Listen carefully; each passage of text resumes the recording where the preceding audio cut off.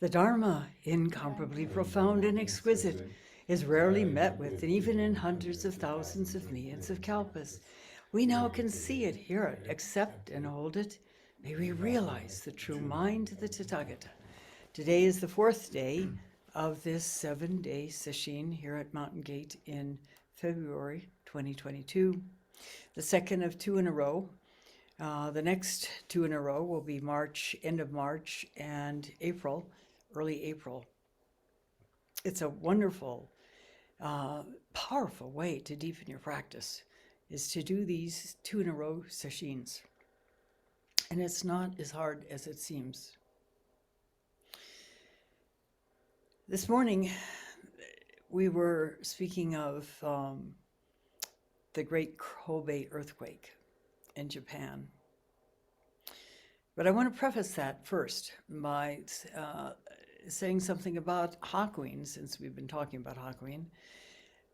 Centuries ago, Hakuin was sitting in his small temple, Shoinji, and it is within eyesight, very close eyesight actually. It's quite close to Mount Fuji, which of course is an active volcano.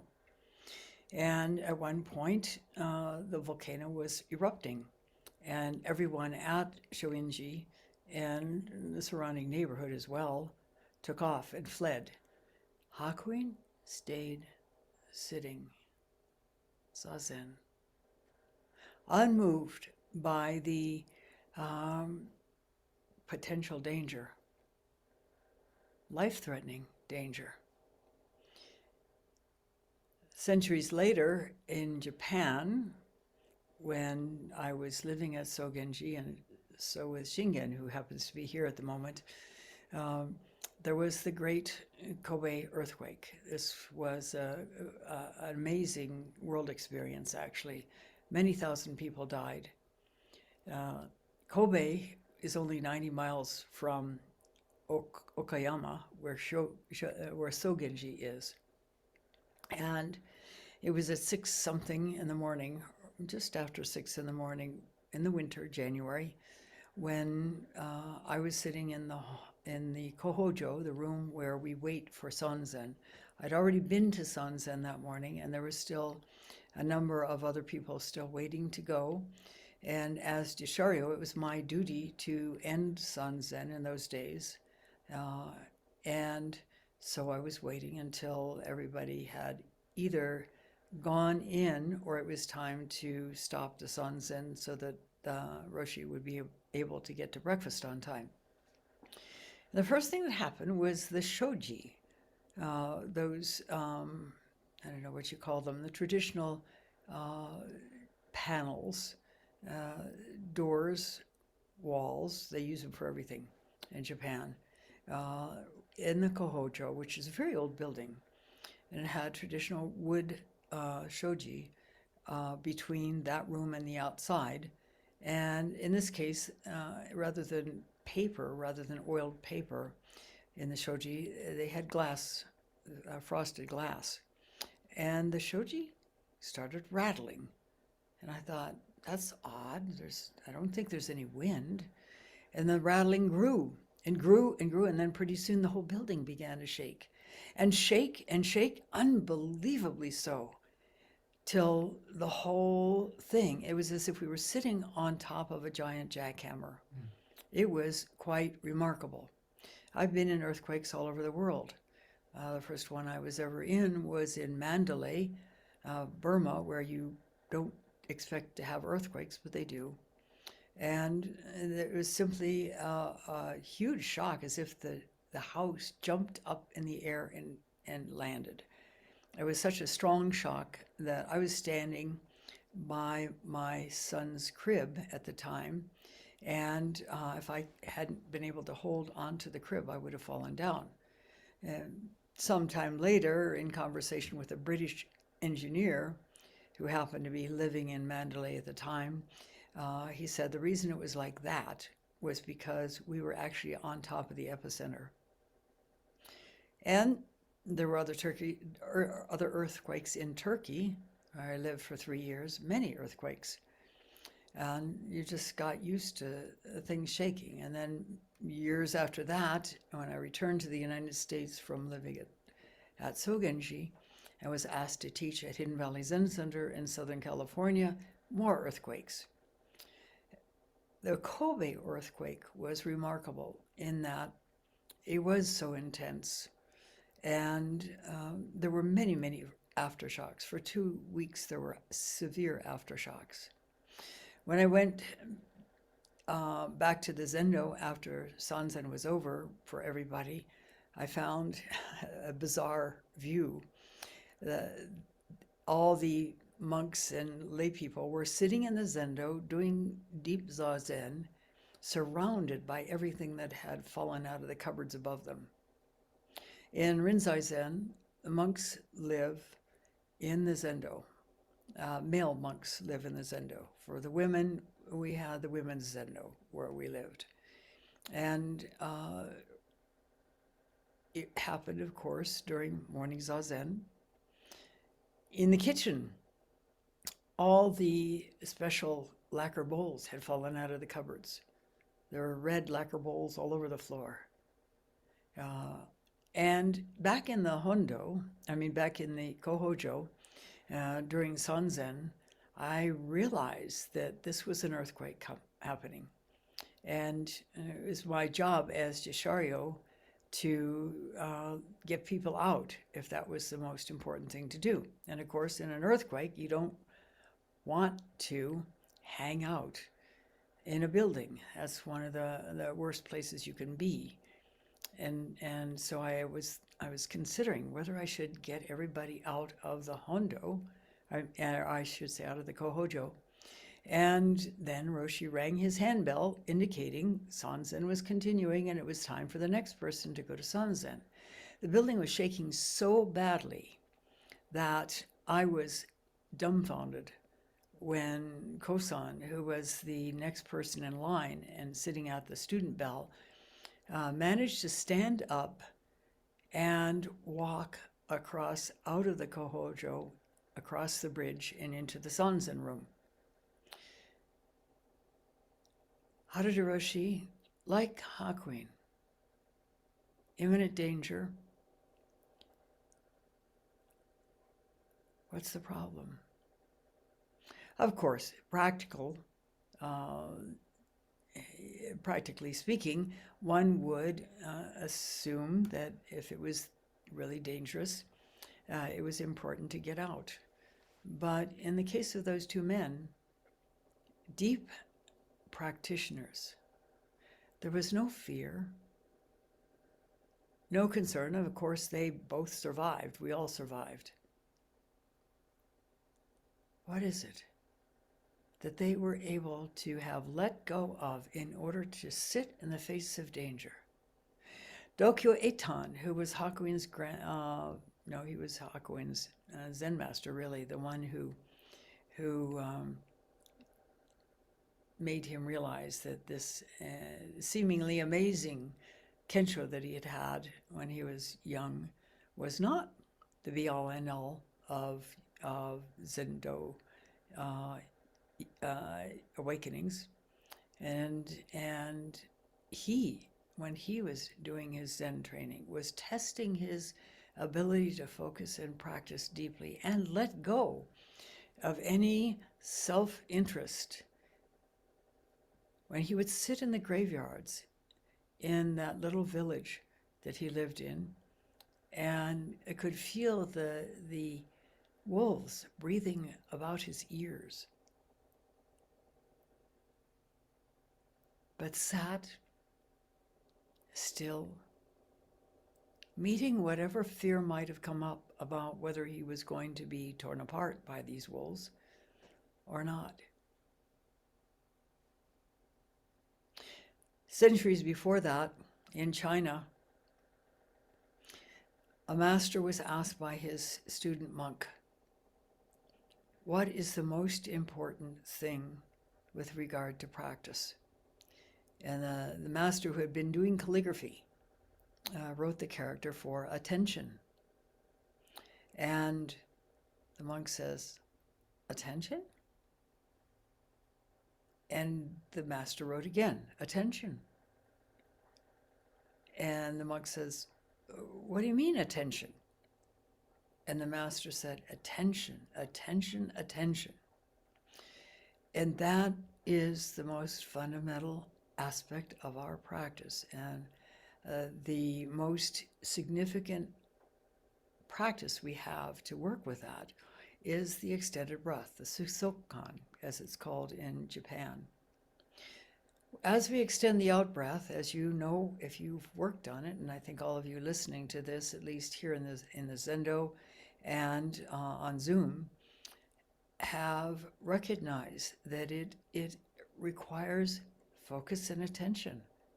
You cannot extend your out breath all the way as far as you're supposed to in that practice without paying attention to that physical experience, feeling the energy of the out breath leaving your muscles in your body, and that requires letting go of any alternative attention-taking energy. It's a dynamite way to develop focus, and that is what is needed in practice: focus and attention. Many years ago, at this point, only decades ago, someone asked Yasutani Roshi, what would happen to you if there was an atomic bomb? This person who asked him was quite concerned. There had already been an atomic bomb not long before that in Japan, 2 of them as a matter of fact. And Yasutani Roshi said, perforce, you'd be one with it. In other words, what's the problem? Of course, that doesn't mean put yourself in the face of danger and expect yourself to emerge unscathed. That doesn't really work. There was a young woman who had a relatively superficial kensho who decided to test it by going into a seedy hotel in San Francisco and ended up having to jump out of a second-story window to avoid being done something unpleasant to by 2 men. She smashed her face. I met the woman long after that had happened, and her face had been rebuilt. But that's not what we're talking about. On the other hand, in Obama, Japan, on the way to the small temple where what was his name? He was supposed to have been a Dharma successor to Daiyun Sokaku Harada-roshi, but the Soto sect decided no, they were not going to install someone who actually practiced Rinzai koans in that temple, and so he ended up becoming the abbot of Bukokuji. That was Tongan Roshi. To go from the bus station, which is where you arrive if you've come from out of town, generally speaking, you have to cross any number of train tracks. I think there were, quite a few, 14, 15 train tracks. I don't remember how many exactly. And at one point, there was a monk who had just been to Sesshin at Bukokuji, and he was so absorbed in his koan that he was walking back towards the train station, just completely absorbed in this question. And a train was coming along, and of course the person driving the train honked the horn, and he heard it and leapt out of the way just in time to avoid being smashed by the train. And that process produced an awakening experience. But again, we don't want to put ourselves on purpose into danger necessarily, and well, we really don't want to. I mean, Dokyo Eitan had gone quite deep in his practice. He was a senior monk, when he decided to test himself by sitting all night long in the graveyard where the wolves would come. And he did it more than one night, by the way. What is it that these people, Hakuin, Mitra-roshi, Dokueitan, had understood that allowed them to simply, quietly continue sitting?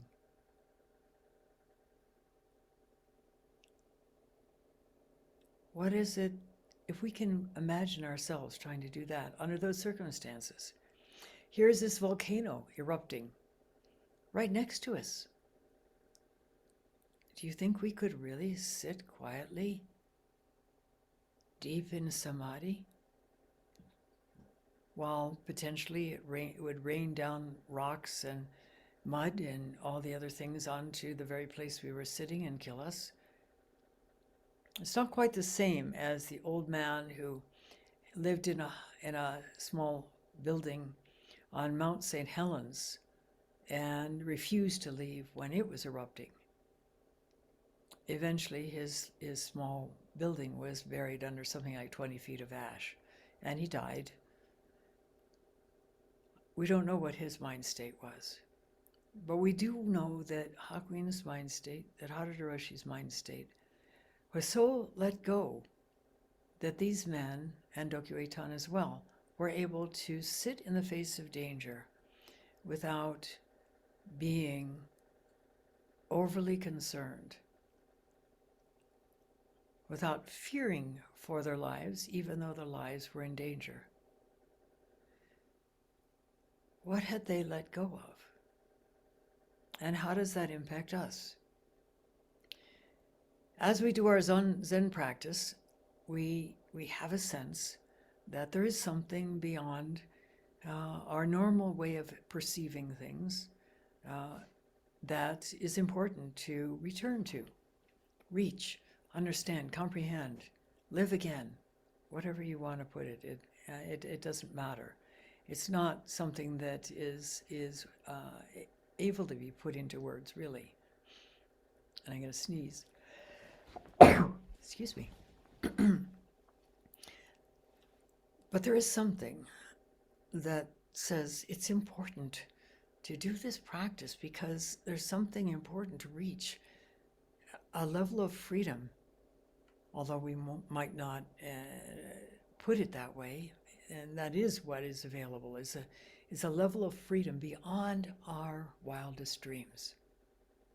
And that level of freedom is freedom from having to be somebody. Freedom from deep investment that we have in this self-image. And of course, the self-image comes as a result of being human, really. We're born and we experience the interaction with others in our community, in our home, in our culture, and we develop a sense of ourselves. We're good enough, we're not good enough, we're likable, we're not lovable, we're really important, nobody cares about us. All kinds of conclusions we draw about ourselves, and they become sort of fixed into something solid that is our self-image. And it drives us to act in certain ways, subconsciously really, or unconsciously, as some people would say. And it results in pain and suffering, really, because that self-image, if it's bumped into, we get angry, we get upset, we feel bad about ourselves. We find we need to defend who we think we are. I didn't do that. I once witnessed a mother who was pretty frazzled coming out of a grocery store I was just about to go into. And she had two kids, two little boys. One of them was big enough that he was allowed to roll the market basket. They were going out to their car, and then there was another one, a 3-year-old, maybe 2-year-old, and he desperately wanted to help. He wanted to be just like his big brother, and so finally his mother shoved a bag of potato chips in his arms, and he proudly carried them, and then he tripped, and he was bereft. I didn't do it. I didn't do it. I didn't do it. Already at such a tiny age. We all have our stuff that's come to us from some way of experiencing growing up. And so it tugs at us. We don't want to let it go, even though consciously we want to let it go. Unconsciously, we are deeply invested in that self-image, because if we're not that, who are we? Maybe we will disappear. As Descartes said so famously, I think, therefore I am. But who is the I that am? And this is where attention and awareness is so vital. Because I've come to realize over the decades I've been practicing that becoming increasingly subtly aware of where we are caught in investment in a self-image is the way to let go that investment, and it is the path to freedom from being caught by that need to be somebody. Many years ago, Mitra-roshi, who was at the time Roshi Kapleau's attendant, and they were in Costa Rica or Mexico, one of those countries down below the border. And I think Roshi was scheduled to do a workshop. In fact, he was in the midst of the workshop, and he was taking an afternoon nap. And as he slumbered peacefully along, the clock ticked, and he didn't show up. And so Bodhin went up to see what he was up to and found him asleep and woke him up. And Roshi said, okay, what am I supposed to do now? What do you want me to do now? No, oh my God, I should have been down there in the room. No, why'd you wake me up? None of that. What would you like me to do now? And of course, then there is Shido Bunan, the famous story of his being accused as a middle-aged celibate monk of fathering a child with a young girl in the village, and humbly responded to that accusation. No, of course I didn't do it. Why are you coming to me about this? No, simply, oh, it seems to look like that, doesn't it? And the same response when the girl confessed a year later to who the father really was. And the grandparents, deeply embarrassed now, again, for having accused this honorable man of something he hadn't done, came to get the baby back, and again, oh, I see, it does seem like this, doesn't it? No accusations, no need to defend. He had seen through any idea of who he needed to be. He was free. And that freedom is one that is available to each one of us. And it is the most amazing freedom beyond imagination. You will find yourself, when you awaken to this reality, with tears of joy streaming down your face. The fetters dropped. Life changed. But then, of course, it needs to be really worked with continuously, so that those habit patterns that were built up so many years however old you are, can be let go of, one by one, as you begin to see them. And that is where, again, attention is so important, because as you do the extended out breath and you let go, I call it the sentry in the sentry box, or the guy behind the up periscope scanning the radar for, or the landscape for danger, which is how so many of us have lived our lives, always alert to potential danger. And if we've had difficult childhoods, difficult growing up, that's a natural outcome. But we can be free so that no matter what happens to us,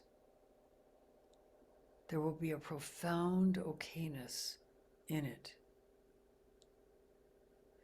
For the last couple of years, people have been freaked out about this virus called SARS-CoV, whatever number it is, 6, or COVID-19, or whatever you want to call it. Freaked out because people are dying from it. And it took a while to develop any antibodies, any ways of helping to prevent at least serious illness from it before those vaccines were developed, and where before, in addition, it was known that a booster shot would help as well. And it may be that more booster shots are in the future as well. It's sort of like, we all got used to flu shots. And I have to say this about flu shots. For years, I was thinking, well, I'm just going to have some natural immunity. I will either get sick or not. And I did get sick every single darn year. And finally, I got tired of it and started getting flu shots. And I have never had the flu since. And of course, the older we get, the more vulnerable we are to these viruses. Our defenses, our physical immune system begins to weaken, and we get other issues that would make it even more weak. And so these things happen. But there's been largely, in many segments, a panic that has resulted in both a planting of feet and a refusal to get vaccines, get those vaccinations, and a tremendous fear of death. But think back to Hakuin as that volcano was erupting nearby. Think back to the Kobe earthquake, where Mitra-roshi simply continued offering Sanzen. After that earthquake, by the way, Sozui and I, both with architectural training, went and looked under the building, the main building, the Hondo, which is huge. It's the size of an Amish barn. And buildings are not anchored into the ground, or they weren't, I should say, in those days. Nowadays, any building that's built is firmly anchored with more rebar than I've ever seen in any American building. But back in those days, they were simply set, these big square pillars, about, maybe a foot in a square, on top of a squared boulder. And that was the foundation. And when we looked under the Hondo at these piers, it was clear that the building had shaken so badly that it moved right, so it was just teetering off, almost off the edge of that stone foundation. That's how serious that earthquake was.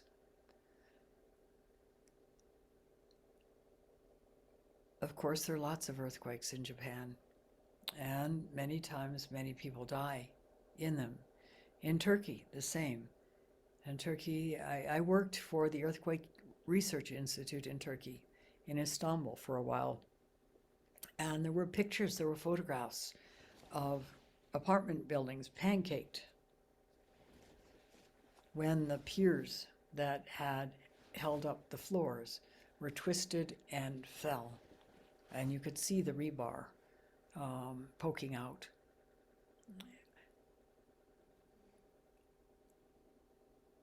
Taking birth in this world is a perilous event. We don't know what we'll open to. We don't know if we'll get COVID and die. We don't know if we'll get hit by a truck next time we drive. Right now, in the United States, at least in the Western United States, there's this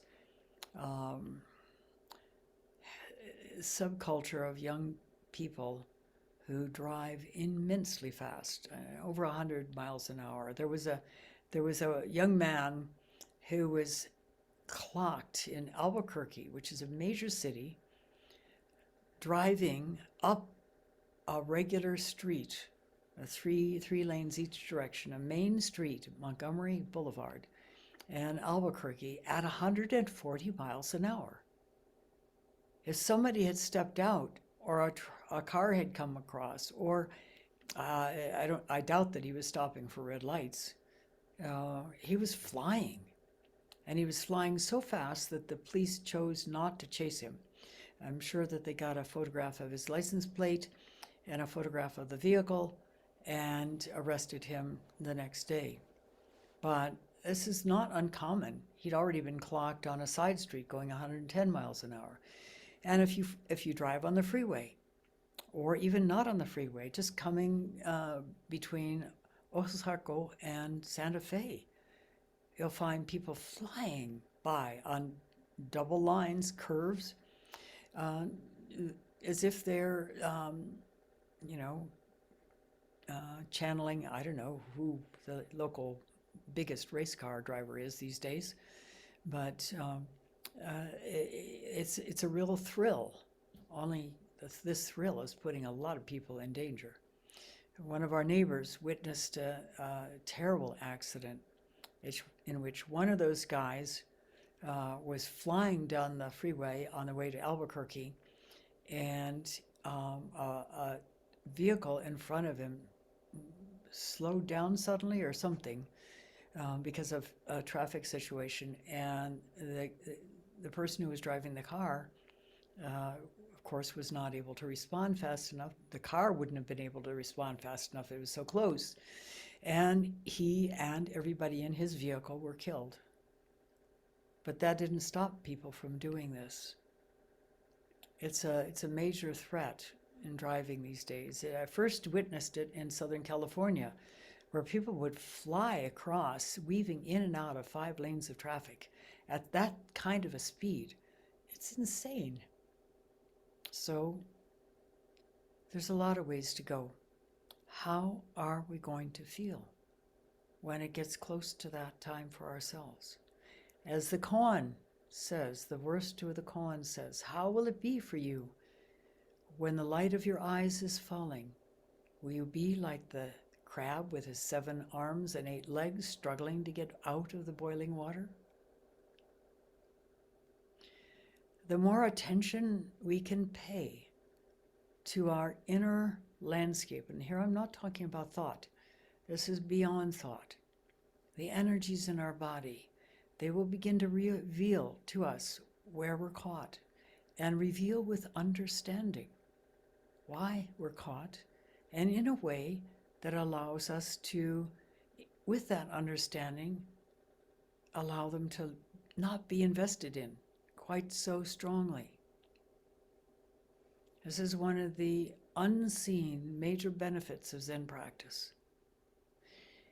In traditional Zen practice, Japanese Zen, and of course here I have to say that the culture is so different in Japan that it may not have had such a big negative impact, but in our Western cultures, it has a big negative impact to simply avoid everything that might come up, any sensations, any memories, anything else that might come up, particularly if they come up in a strong way during our zazen.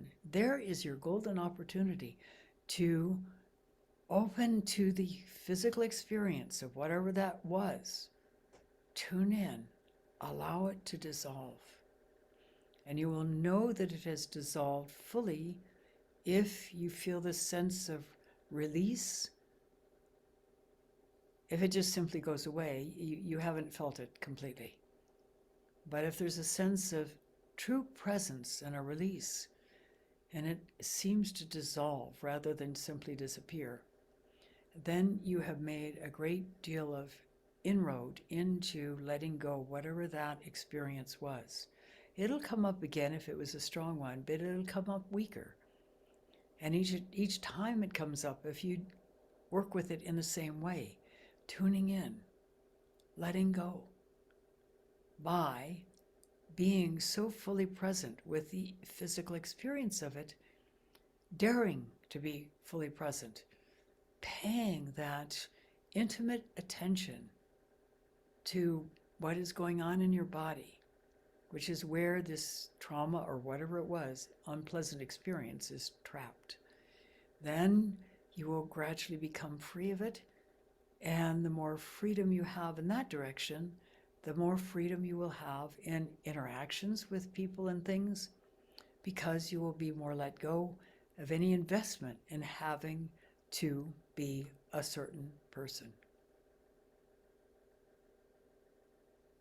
This is an incredible benefit of our practice. And it's vital to be aware of it, to take it to heed, and to do that vital practice. Attention, attention, attention. Too often we try to escape into stories and thoughts. That does us no good at all. It just keeps the cycle going. Attention, fuller attention, even fuller attention, even more complete attention to the physical experience of the moment. The quality of the air, the subtle sounds. There's a humidifier going on in the Zendo here. What does that really sound like? And what is the quality of the air? The slightly humidified air. Or the remaining sense of incense. The quality of light. Start there. Tune in. And then enter your body to the degree that you can. And it may be difficult for those who have had negative experiences growing up. We don't want to feel those feelings again, and that leaves them to be trapped in our bodies. Don't make an end run around your issues using your practice to bar them. And it is possible to use this extended out-breath to do that. You can focus and extend the out-breath and kind of elbow everything else out of the picture. That's not what it's used for. It's a grave misuse of it.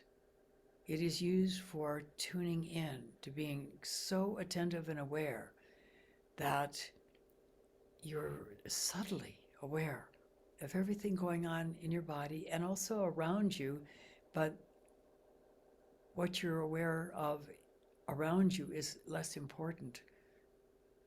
You're not blocking anything out.